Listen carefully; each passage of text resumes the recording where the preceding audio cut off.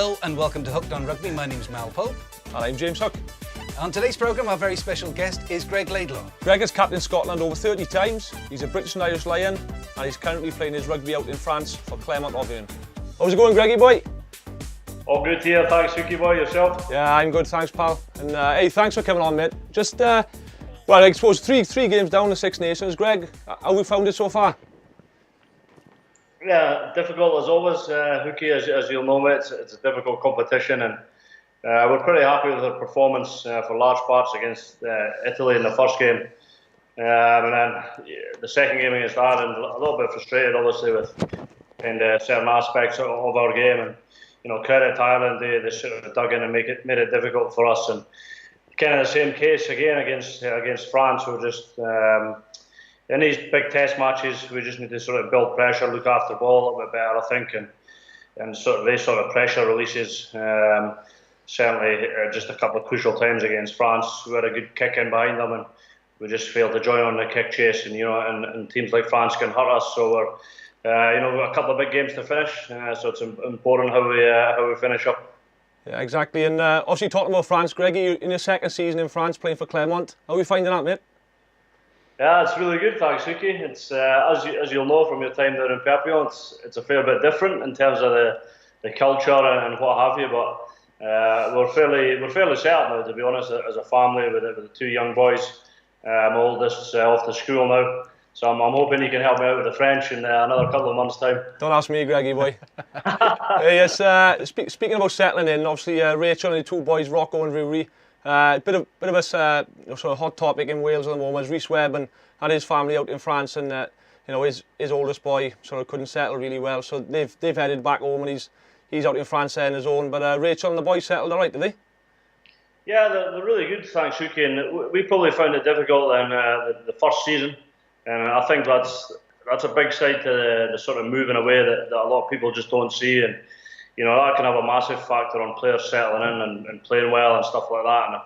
And that's just it's part of the job. Of course it is, but it's certainly one of the biggest challenges I've found as well. And you're having a young family, moving away from all your support network, and obviously I was down at Gloucester for a couple of seasons with yourself, and I think again it's just culturally that bit different out in France and that a little bit more difficult. But what I will say about certainly the people of Clermont is they couldn't be more helpful. It's obviously a real rugby town, and whether it be the neighbours looking out for you or the club, they've helped us very much to settle in. So this year we're good. I'm understanding a little bit more French, which also helps. Brilliant, mate. And you spoke about Gloucester then, Greg. Obviously, two clubs, Gloucester and Clermont, have been fortunate enough to play at both those stadiums. What would you say is the best atmosphere, or would you say totally different?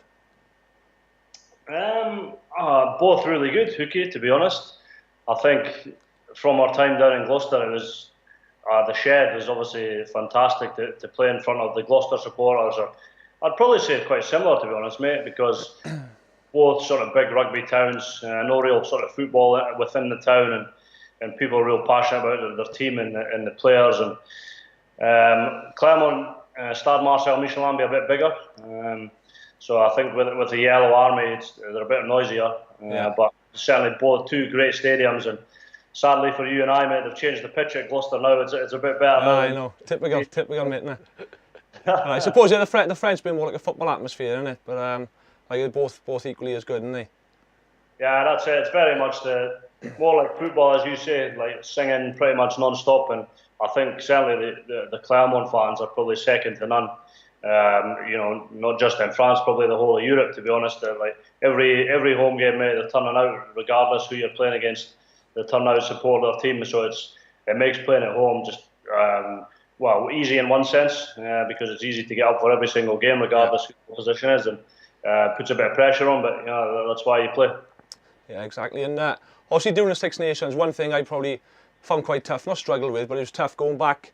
If you play in France, you have to go back in between the international break, where the other internationals who are perhaps playing in Scotland or in Wales, they stay back home, have a week's break. How have you found that, going back and forth to France during the Six Nations and playing? Yeah, one of the toughest parts, Hookie, to be honest. That's probably the single biggest challenge when you're still playing international. And then the clubs obviously want you back within the sort of down weeks in the tournament. Ironically, I've been given this weekend off, which is probably the first time I've had it, which is quite nice. So Just before the Welsh game.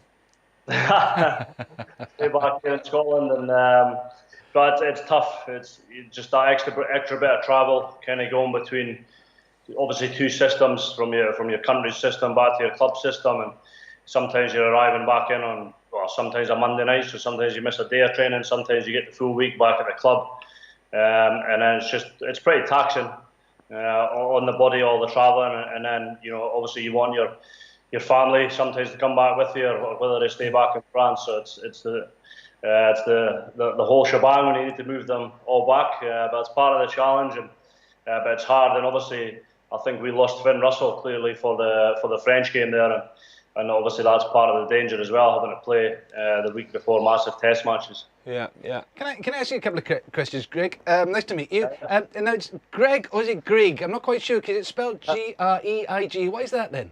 Yeah, apparently that's the Scottish way of spelling Greg, so I'm led to believe. So you'd need to ask my mum and dad, to be honest, but it's just Greg. I get Greig quite a lot because of my accent, I think.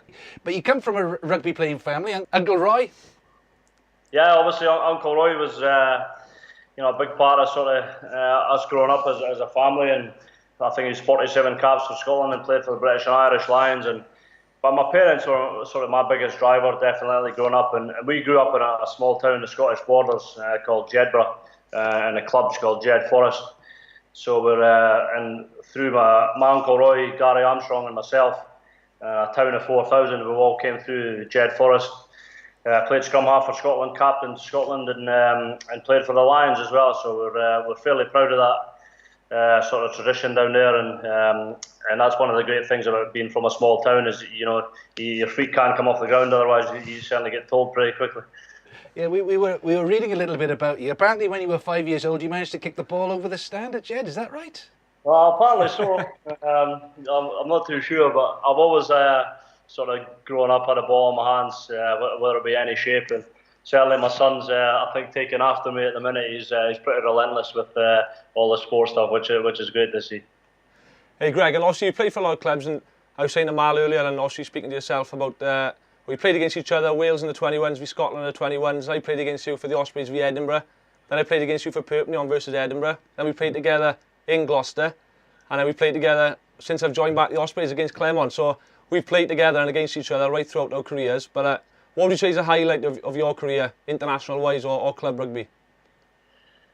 I think that the highlight is getting your first cap. I think hookie's obviously a massive part, as you well know, when you're sort of growing up. All you want to do is, or certainly all I want to do as a young passionate Scotsman was represent my country, and the day you get to sort of fulfil that dream was outstanding. I'll never forget that. We played in New Zealand as well, which was a great experience. It's probably hard to sum up just in one occasion. I think winning the Calcutta Cup last year for a young guy growing up, that was something he wanted to achieve, and to be able to do that, and probably playing for the Lions as well. It was extremely special, and it's down in New Zealand as well. It was a great trip. You're not a terribly big lad, and you never were, Greg, from what this says in the papers. But is it true you once asked somebody, "Can I be taller?" and he said, "No, can't be taller, but you can be a pocket battleship." Is that true? You can be bigger, you can be wider, you can be stronger. Is that a true story? Yeah, that's my old PE teacher, Bill Johnson. He's a good man. He's a massive rugby man, and he was the sort of the PE teacher, as I said, down at Jed Grammar School, and he run the sort of rugby system as well. And he was probably the first person that sort of set me on my way to help me out with my career. So I vividly remember Bill, and I often bump into him now, which is great. Is it hard? Obviously coming from a rugby family with an international as an uncle, was it hard carrying that as a kid? Were people expecting you to be a brilliant player, just like your uncle? It's something I often get asked, and any time I was sort of coming through the system, it was always sort of mentioned. I'm the nephew of Roy Laidlaw, and the great Roy Laidlaw. So I suppose there was a little bit of pressure, but I think I always seen it as a positive, because obviously the game's changed now, and my Uncle Roy would be the first to admit that. But I think certain elements about playing for your country, the pressure and stuff remain the same. And I think he's always been there for me to talk to. He's not very forceful. If you want to go and talk to him, he'd be there. Otherwise he'd just leave you alone. So it's and he had a great rugby player on him as well. And he's a massive rugby fan. Yeah. Hey, just quickly before we go on to the Wales-Scotland game, Greg, I was speaking to Mal about a good little thing they do in France every morning is you've got to go round and shake everyone's hands and occasionally give the odd blokes a couple of kisses. How are you finding that? Yeah, I've not moved on to the kissing yet, Hookie. But obviously the handshaking's a big cultural thing for them. So it takes you a little bit longer to get the pancakes in the morning when you go into training. I think it's a big part of their culture, and I think if you obviously buy into it, and obviously the French guys, some of them go for the old bisou. Yeah. I tried after the French game at the weekend. I've done a little bit of French in my speech after the game, and just sort of thanked the French team and what have you. And Wesley Fofana gave me a bisou after it, so I must have done. Yeah, you must like him. There's an older committee man used to be in Perpignan, and he used to shake hands with every one of the boys, and it'd always be him there in the change room, the last person I come to, and he'd always give me 2 smacking kisses, and I still got him saved in my phone book. Bernard 2 kisses. How did you cope with injury, Greg? Because it was a kicking accident when your knee went. I mean, it looked quite serious at the time, didn't it? Yeah, when I was a young fella, I dislocated my kneecap, and I made a bit of a mess of it, to be honest. I essentially done it twice because I just rehabbed it the first time when I came back, and because I was a bit younger, we don't really want to give it an operation, and then sort of rehabbed it for 6 or 7 months, and then first came back, I just went on a tackle and a bang, and done it again. So I was pretty much out for a whole year when I was a little bit younger, but I think now you kind of see that as a positive now, because you don't want to play massive amounts of rugby when you're young, so I think that's probably helped me in the long run. Obviously I'm 33 now, and I think, touch wood, my body's still pretty good, and I'm hanging in there. No, you've had a great career, fair dues. But obviously from a Welsh point of view, we've got a massive game coming up against you boys, Greg, and what did you make of the Wales-England game, firstly? Well, it was obviously a cracking test match, Hookie. I think physical, that's the first sort of word that comes to mind, and two teams that have been playing exceptionally well, defensively very solid, and I think, it's credit to Wales, isn't it, the sort of run they're on at the minute, that they probably never started. The first game there, too well against France, but they hung in there and got the win, and again, I think they showed great character to beat a quality English team at the weekend, so they're obviously high in confidence, so it's going to be a massive test for us. But back home at BT Murrayfield, we've got a good record at home, and one every time we go out there and pull on the Scotland jerseys, we want to try and improve on. And England, from a Welsh point of view, we probably thought England would play a little bit more against Wales. You, as a Scottish team, probably going to play a bit against Wales? Yeah, obviously I think everybody's sort of seen the way that we want to play under Gregor, and it's a real sort of positive mindset, but we just need to sometimes, don't forget, we need to be aggressive with it as well, and certainly against a quality defence like Wales, we need to be really aggressive with our running lines, look after the ball, and as I sort of touched on before, just make sure we build pressure and back ourselves both in attack and defence. If we do that, we'll be in the game. Yeah, and a couple of weeks ago we asked Tommy Bowe, actually, who's the one Welsh player he thinks Wales can't do without. Who do you reckon, Greg? Oh, can do without. I think Alwyn Jones obviously is a big character within the team. He runs the pack pretty well, runs the line out.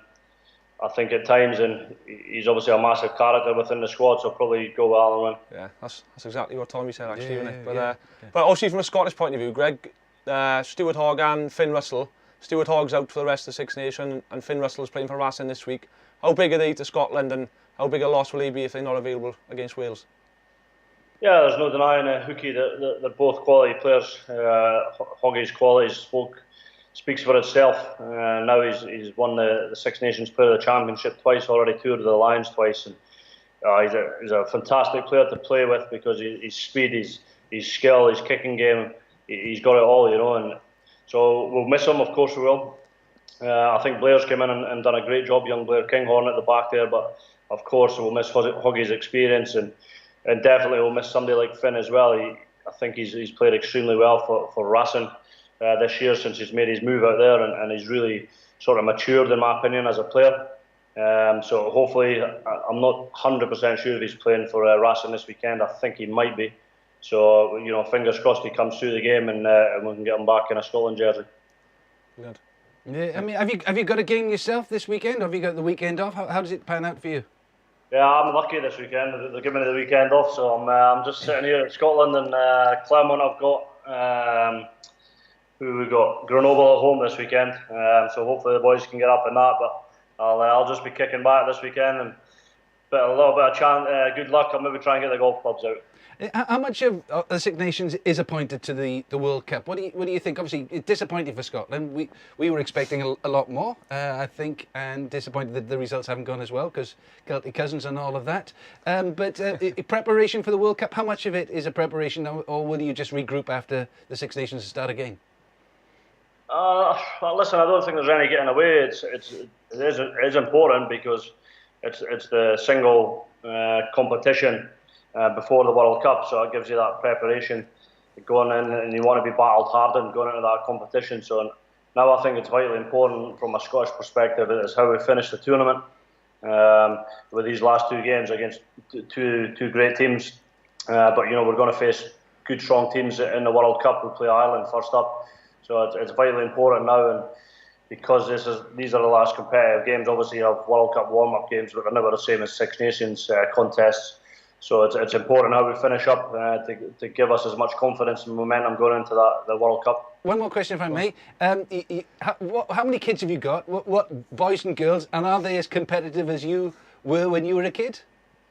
Yeah, I've got two boys, Rudy and Rocco. Oh, great names. Long names, isn't it? Yeah. Where do those names come from then? Well, Rudy, I don't know if you can hear my accent properly, but Rudy is a traditional Scottish name. And I don't know where we plucked Rocco out from. I think Rachel and I just kind of liked the name, and it's probably a bit out there for us, to be honest. But he's got a lot to live up to, Rocco, isn't he? I can see him flying down the wing in Murrayfield 15 years time now. Absolutely, yeah. And, hopefully the golf clubs or something. Yeah.